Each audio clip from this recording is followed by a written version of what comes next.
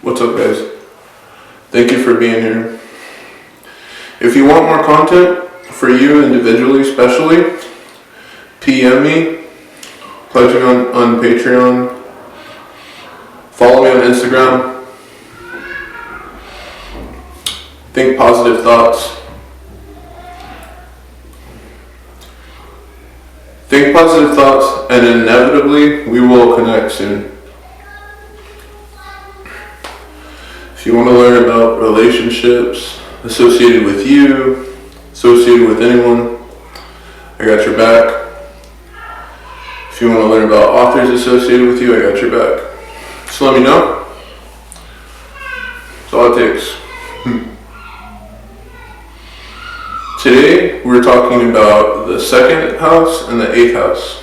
Yesterday, we talked about the first house and the 7th house. Okay, so today is the 2nd and the 8th, which hold the space of Scorpio and Taurus. Scorpio is passionate and emotional. Taurus is calm and zen. Scorpio and Taurus are both co-rulers of their planet. Scorpio is co-ruler with Mars and Aries. Taurus is co-ruler with Venus and Libra. And those were the last houses that we talked about. Remember, the first house is ruled by Aries, which is in Mars, and the 7th house is ruled by Libra. So that's interesting. So the first and the second houses have the same planets, and the 7th and the 8th house have the same planets. There's something cool to check out. Now, in regards to 2nd house and 8th house, 2nd house, that one is how the Scorpio's energy. Scorpio is very dark, emotional, but dark, really dark, unapologetic, unafraid, and very forthcoming. And then Taurus in the 2nd house, Taurus in the 2nd house is very laid back, very patient, and very calm. But when it's time to work, it happens so fast. And they just start working and they're just super duper productive and they don't let anything stop them. Scorpio, on the other hand, is kind of like Aries in a sense where they're always fighting. They're always putting out fires 24/7, all day, every day. Taurus is chill, doesn't put out fires so much. Taurus would also be likely to create a crowd for Scorpio to just talk to. That's how both of those energies chill with each other. Except Scorpio goes deeper, and they go more into the occult. And Taurus is not really going to be as aggressive with trying to find people. Taurus is going to be more trying to get people interested in what they're doing. Say Taurus is, first thing that comes to mind is, say Taurus is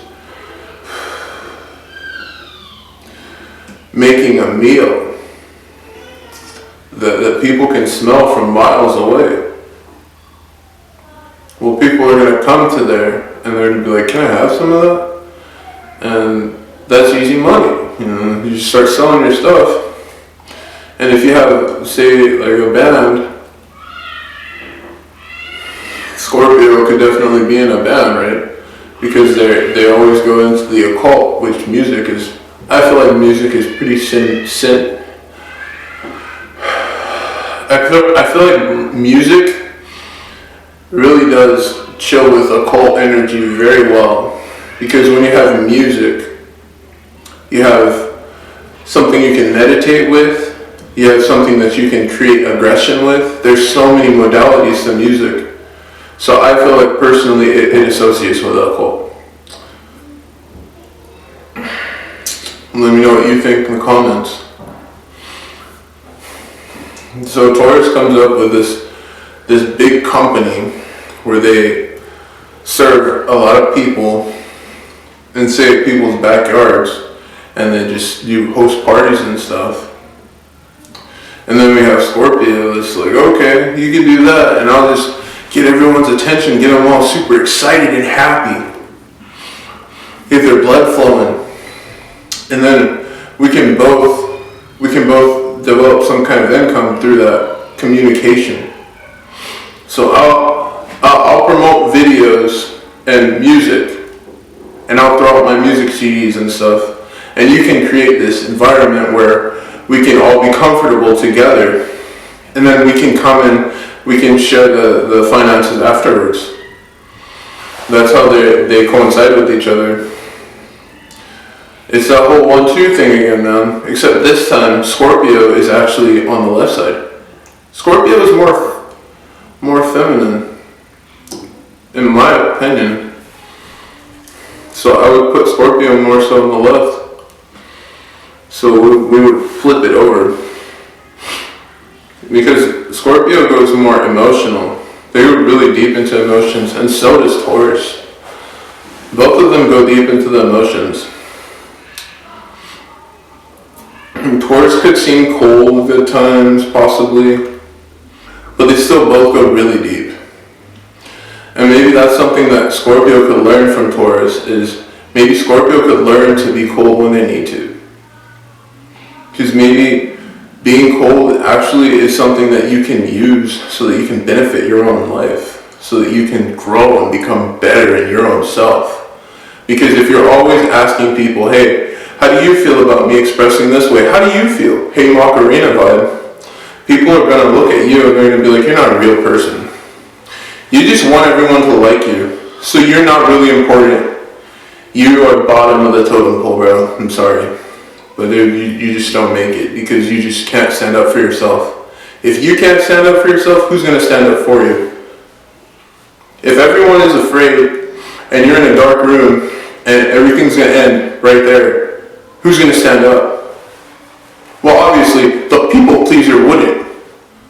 The people pleaser, if the Scorpio is, say, in a lower form of self, they're going to probably run away from that situation or turn their back on it. But if you're really stepping into your energy, that energy, Scorpio energy, it can destroy things that have to do with fear, inevitably, with no effort. Because the thing about Scorpio is that they're not afraid of anything, but they are at the same time. But you have to come to the conclusion that there's a time to be afraid and there's a time to be brave. There's a time to reap and a time to sow. You have to be able to determine the difference. And then once you can determine when it's time to reap and when it's time to sow, then you get the opportunity to express yourself outwards. And for example, we had this whole COVID situation. COVID has been very taxing on every human because everyone's afraid. Nobody knows what's going to happen next.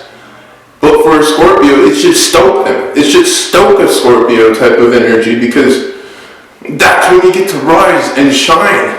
Because everyone is in the dark. And Scorpio, with their passion, should be able to light up everything that seems dark and make everything more illuminated. And empower everyone so that they can become more of themselves. Even if it's scary. The main goal in life is to become more of yourself. And when things happen outside, things that you can't control, you gotta have some kind of understanding of why it happened. And then once you get that understanding, you have to step into it. Taurus is really cool because when they see a situation that's really scary, they just go through it. They just go through it. And they don't give a shit. They're a little bit more aggressive than, say, Libra. Because Libra is going to measure out like, oh shit, this is going on, should I do this or that? Taurus will just fucking go through it.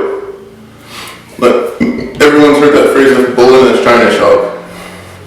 It's just because there's no doubt. There's no, oh my god, what do they think? What do they know? They just go through it and then they take care of the main thing. Once the main thing's taken care of, then it's all back to good news as usual. And that's very admirable because It's times like those scary times when you really gotta step into yourself, where most of us slip, and we fall, and we stumble, and we break. So, speaking through Scorpio being evolution and mutation, there needs to be an understanding that even if things seem like they're going to fall apart, they don't. The only time things really fall apart is when you lose hope. Oh, by the way, guys, it is Friday, so this is my last day of the week. So I'll be back on Monday. Okay? It's the end of my crisis week. My crisis has ended, and I'm going to start a new chapter next week. So I am grateful as well. I'm definitely learning to step into myself, my Scorpio self, my I don't give a shit, I am my own energy self. And I'm learning to push away everything and everyone who feels like I'm not the wiser, or I don't know what I'm talking about, or I'm a silly person for being open.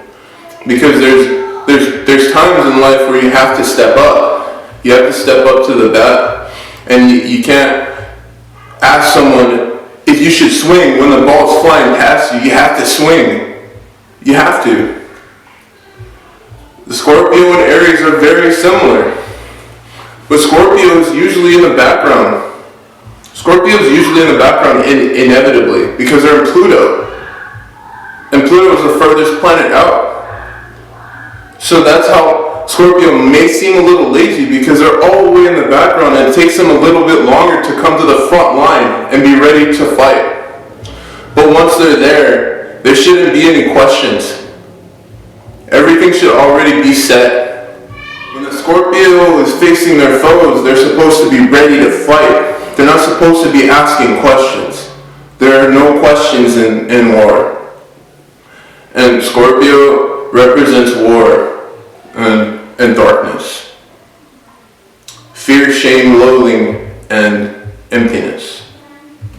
There's nothing and there's everything at the same time. Funny thing about Aries and Scorpio is they're both always suffering. You might not see it, but they express their bravery because they've already suffered 1,000 times more than you think that anyone could ever have suffered. And that's just their life.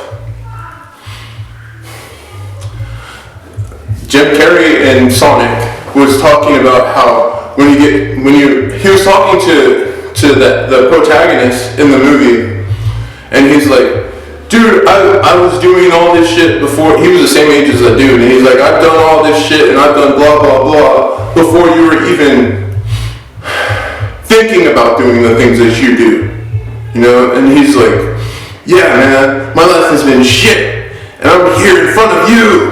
And you know, because he's a bad guy. So it's really funny to watch. But yeah, man, that's how it really is. Like if you have a lot of Mars, if you have a lot of Aries or Scorpio, you're gonna have suffered a lot. And that suffering has created a diamond. No matter how you are, what your age you are, you're a diamond through Mars. Okay. Taurus is a lot less aggressive. So they might get put off by Scorpio's aggression, because like Aries is the aggressive one. Libra is passive, but they can adopt some of the traits from Aries, just like Taurus can adopt some of the traits from Scorpio. Like, okay, so Scorpio, you're really aggressive and you're really dark. Okay, well Taurus, maybe while I'm chilling, maybe I'll think more about things that are a little less like the things that everyone else thinks about, so that I can become more empowered. What are those things I could be thinking about? And then there's this long pause. I like to think that Taurus is like the chillest sign in the zodiac. That's pretty badass. I would like to be able to chill like that. But there's no way in hell. If I sit too long, I start to get uncomfortable, especially when I'm not doing something. It makes me very uncomfortable. So, yeah, I like to play music. I play guitar. And that helps me to stay focused.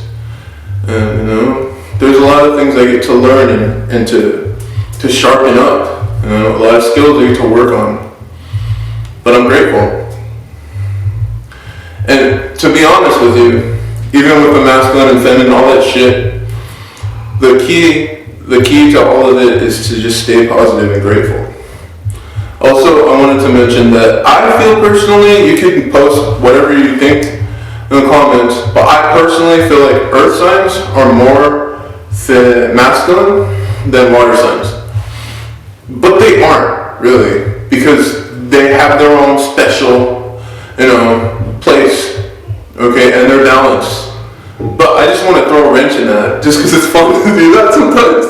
So, earth signs are more logic-minded, and water signs are more emotional-minded. So water signs are more esoteric, right? And earth signs are more logical. They don't really care about things that are spiritual. They just want to get things done. So I would say that would make them more feminine. But if you compare them to fire and air, then everything gets blown out, and then everything just gets kind of balanced. Not necessarily, though. It's like kind of like a tilted scale. Like, this is water, which is feminine. This is earth, which is masculine. And then you change it, and it's like, this is air, which is more feminine, and then this is fire, which is more masculine. Fire is going to burn shit and destroy everything, and air doesn't do much. Just like, but the thing about it, though, the crazy thing, the interesting thing, is that if you think about it, if there was a tsunami, it would destroy everything. But that's water. So fire and water are both extremely destructive. You can't really think of anything that Earth could do to destroy anything, aside from knock over a tower through an earthquake. Okay, so maybe water is more masculine than Earth. What do you think? Because I need some help. Is water more masculine, or is Earth more masculine? Is fire more masculine, or is air more masculine? I don't know, man. But I would like to know what you guys think, because it seems pretty fun to think about for me personally. Damn, it's hard to choose now. Now that I put it in perspective, now that it's in the forefront of my mind, it's like, oh shit, Okay, well I guess they're both even. What else can I say? I'll just say they're both even. I'll say water and fire are both completely different from each other. Water and earth are completely even. Fire and air are completely even. That's just where I'm going to leave it. Period. So, let's talk more about Taurus. Taurus is very chill. Taurus is very good at weathering the storm. And that's the most admirable thing, in my opinion, about Taurus, is that they're able to just freaking destroy their obstacles without so much as a quince. They're not even gonna, they won't even twitch. They just go through it. And the funny thing also is that Scorpio has this stare thing. Like they can give you a death stare. And you know who doesn't give a shit about that stare? Taurus. They don't give a shit because they don't care about things that intimidate them. They just go straight through them. And in that respect, I've never been able to do that. But I'm working towards it. Because I want to be able to surpass my obstacles and not have any intimidation whatsoever. It's a work in progress. And I'm sure, I pray that I get opportunities to develop that. And I pray you guys get more opportunities to learn about astrology. And that you PM me so that you can learn more fast.